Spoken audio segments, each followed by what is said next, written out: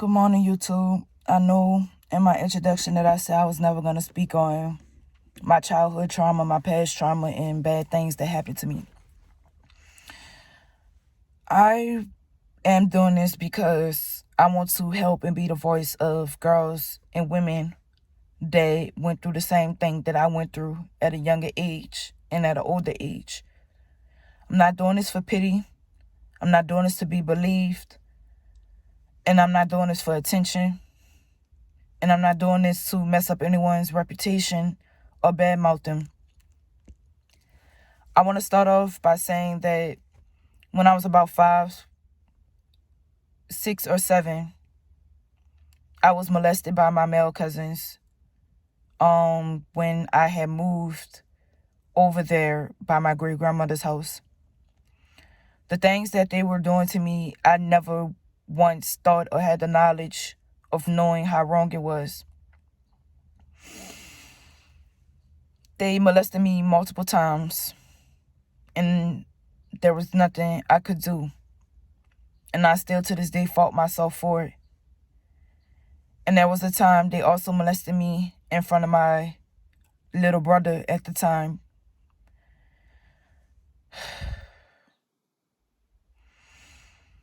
So one day, my mom and dad came to pick us up.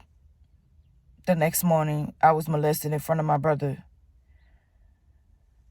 So when we got into the car, my brother was trying to tell my mom what happened to me and my dad.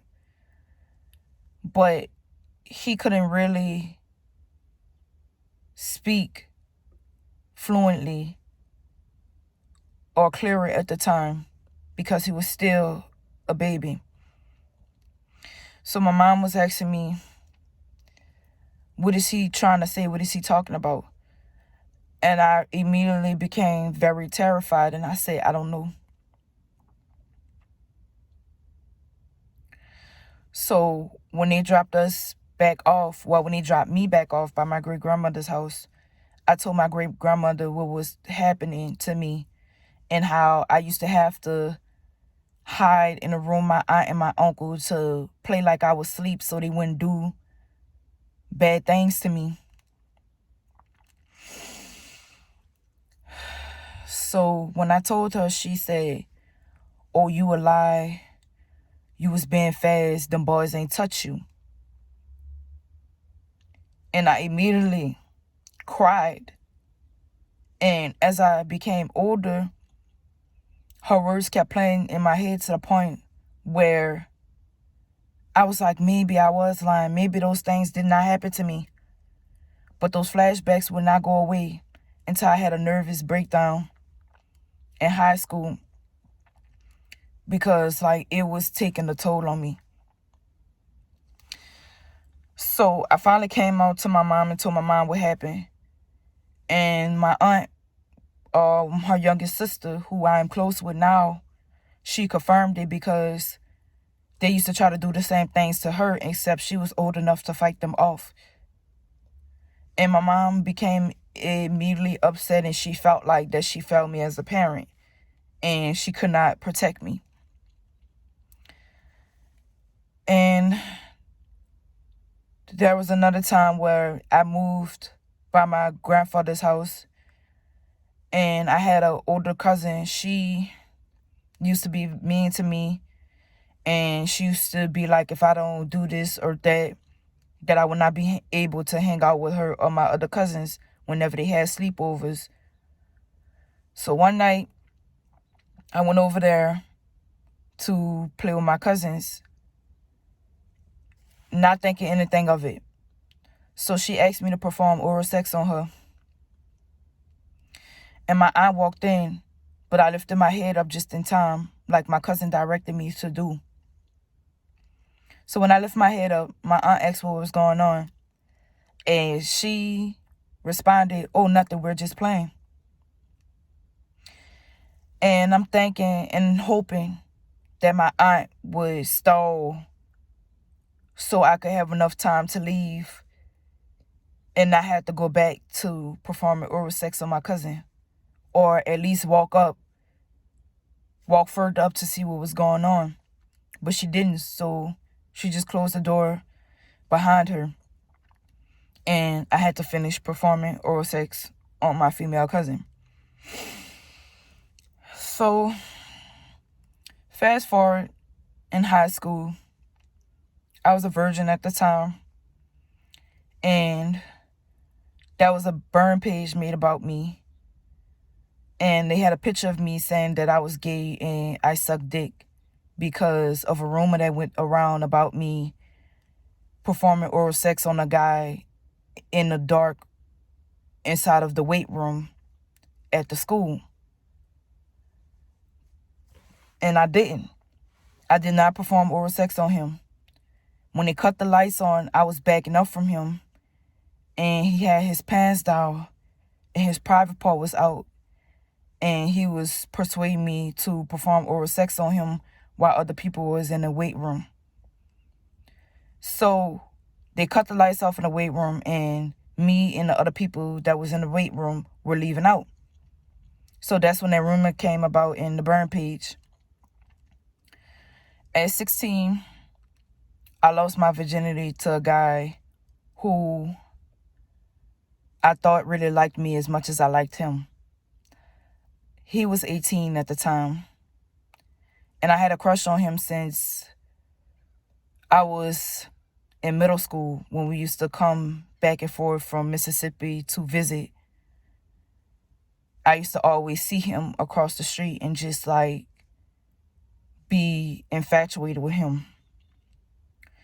So once I lost my virginity to him, I was punished for like 3 months. And then after I was off punishment, I began having sex with him casually and often. And so one day I fell back once I saw another girl's earring in his room. And I also want to add, like with this situation with me losing my virginity, I want to say that I broke someone's heart in the process that I was dating at the time. And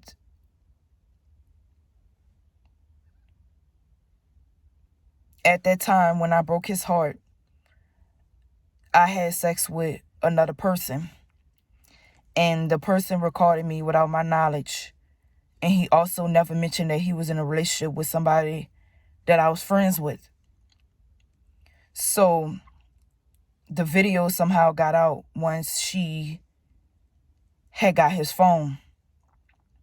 And the guy that I was dating at the time, I broke his heart and he threatened to expose me. Just like she threatened to expose me. So as that rumor dragged around and around, I met my first love, which is the third person I had sex with. And at the time, I explained the situation with him with my ex. I explained that situation to him and how I didn't mean to do that and I was moving off of hurt and things like that. So eventually, everything was going good in the relationship until we had sex and he gave me a STD that I was afraid to tell my mom about. And when I told my mom about it, she took me to the hospital and she also, told other people in the family, which, made our relationship even more complicated after, my dad was killed. So fast forward, after getting tested and getting cured, my heart was broken. So I started sleeping around just to take the pain away, just for a temporary feeling, just to hurt other people. And if I knew then what I know now, I would have never did those things. I just would have chucked it up and just left it at the whole video thing with me being exposed. I just would have left it at that. So I started sleeping with multiple people, up until I was like, I would say 22. Because at 18, I met this guy who so happened to be cool with a guy that I performed oral sex on at school. Me and the guy that he knew went to school together. So they somehow started talking and they started plotting. And they came up with something that involved me being gang raped. So I was 18 years old at the time, and I went out somewhere with the guy because we were casually just, chill and have sex and things like that. And me and the guy also worked together at the time. So when that happened, I had went out with him one night thinking, it was just going to be me and us. So his friend came in, picked me up, and he was with him. And at the time, I didn't think nothing of it. So when we had went out, we had pulled up to like this unfamiliar location. And still, I didn't think anything of it. So once we got inside, the guy who picked us up started touching on me, touching on my breasts and stuff like that. And the next thing you know, in walked like 6 or 7 more guys, including the guy that I went to school with and performed oral sex on. So I became immediately terrified, and I felt at the time that I did not have no choice but to just do it and get it over with, because there was nothing I could do to defend myself. And with my reputation at the time, no one was going to believe me. So that situation started up a rumor saying, I got flipped, gangbang, or whatever the case may have been at the time. I kept that to myself for a long time because I was never the type to play the police or anything like that, because I didn't want my life or my family to be in danger, because at the end of the day, the guy knew where I stayed at. So I kept it quiet for years until I had a nervous breakdown. And once I had the nervous breakdown, around that time I told my mom what had happened. And she just sat with me and talked to me and told me whenever I'm ready to get the help that I need, take that initiative to get the help that I need. So I still haven't gotten the help yet, and I do plan on getting the help. I did reach out to like a psychiatrist, and I also reached out to therapists, and hopefully somewhere next week I hear back from them. So fast forward to when I was 21. I went to a wedding party for the lady that was doing my hair at the time. I had went to her, I think it was a wedding party or engagement party. So I had attended, because not only, she was a great hairstylist, she was also a nice person to me. So when I went to the gathering, I invited a guy that I was messing with at the time. Me and him also both worked together, which is now a lesson learned to never deal with anybody that you work with or anybody that you don't know their true intentions. So I invited the guy there. We were kissing and things like that. I had about 5 drinks on an empty stomach. So after we left, I'm not sure where we went before we went to my house.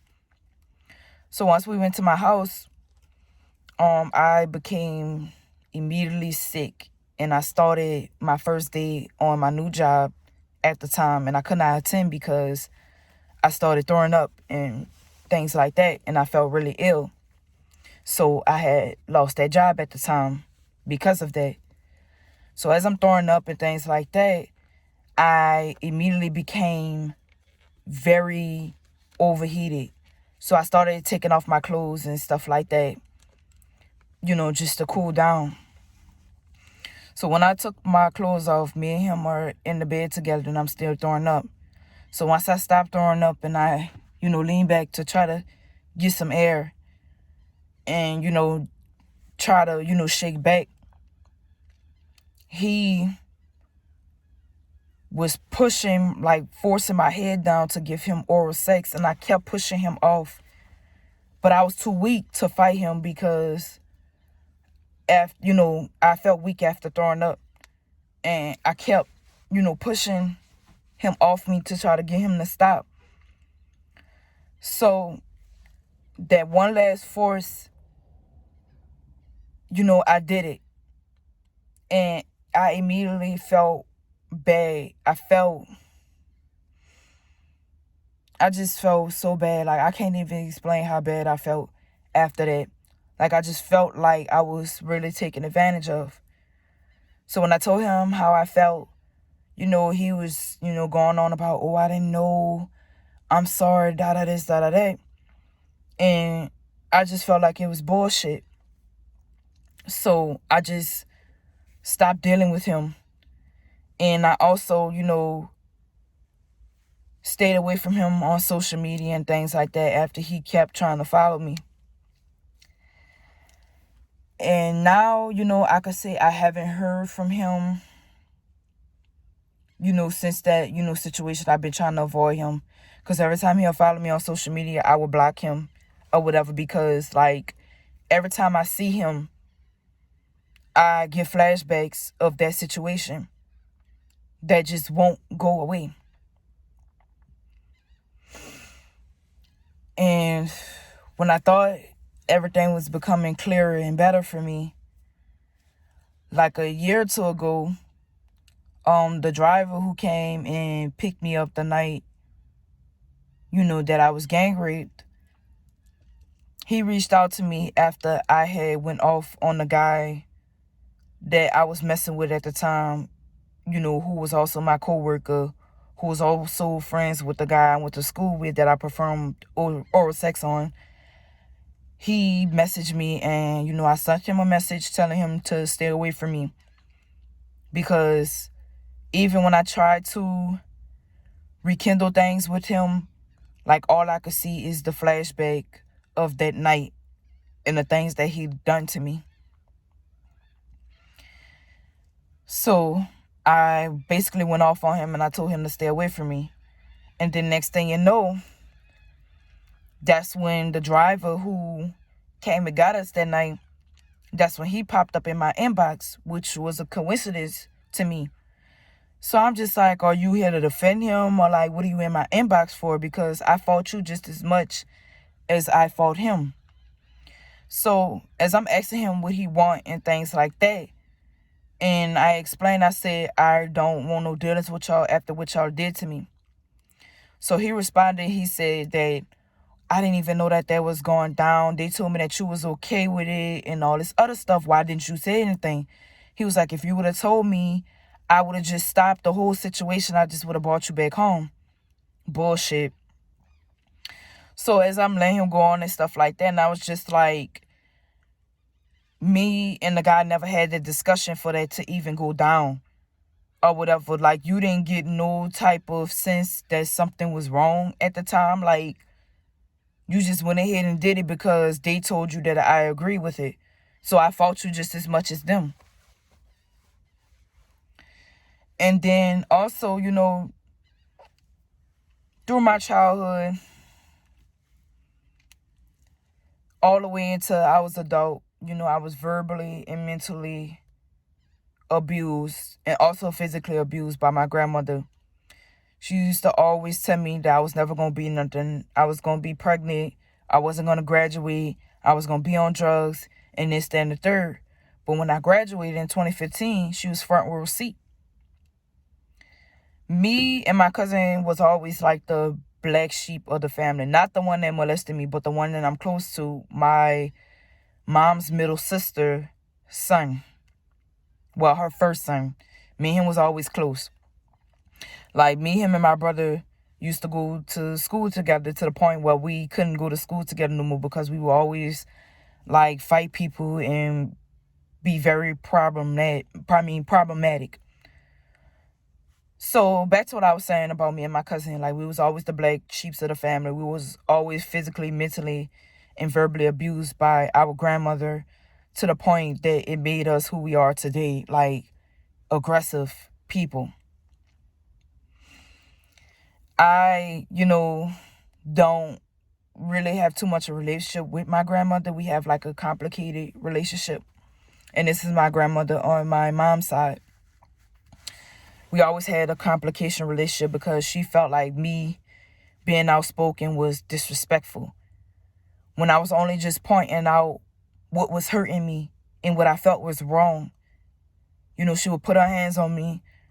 It would be times where like my lip would be busted. And it was a time when I was like about like 5 or 6. It was a washateria that we were going to, and I was crying over a bag of chips. And she popped me in my nose so hard, like it immediately started bleeding. And the Chinese man at the time who was a cashier, he looked and like he was scared and he didn't know whether to call the police or not. So as I'm holding something on my nose to stop the bleeding, we immediately left. And the abuse continued years and years down the line. And I'm still heartbroken by it, but at the same time, like I realize that people are going to be who they are, and confronting them and trying to give the situation the benefit of the doubt isn't going to change who they are as a person. And like it's just really, really messed up. It's really messed up. And I don't wish that on nobody, not even my worst enemy. And honestly, I don't even know what else to say. I just hope this video help a lot of people and touch a lot of people and, make them strong. And there will be more videos to come and other stories for another day. Goodbye and enjoy. And y'all live y'all best life.